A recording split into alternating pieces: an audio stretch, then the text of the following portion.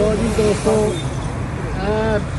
जी ना शकरकंदी बड़ी देर बाद मैं नज़र आई है, तो मैं इन्होंने खलो के इन्हों की वीडियो पे बनाना वा। क्या बात है, खुशबू भी शानदार है। अपने भाई साहब ने, आपका नाम क्या है? मोहम्मद वकार।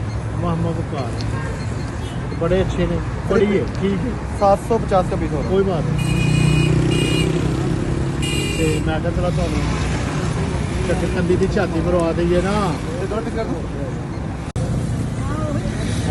फाइनल अपने ना फाइनल शेप च आ रही है अपने ना। पीस छोटे छोटे हो रहे हैं, फिर माल्टे का जूस लगेगा, नमक मेरे च आ जाएगा अपने ना। क्या बात है,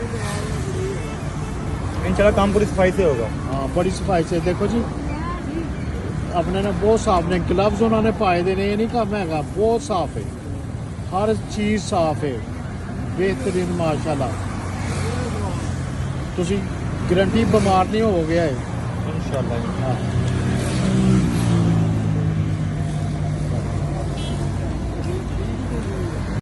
वाह लो जी खट्टा आ गया।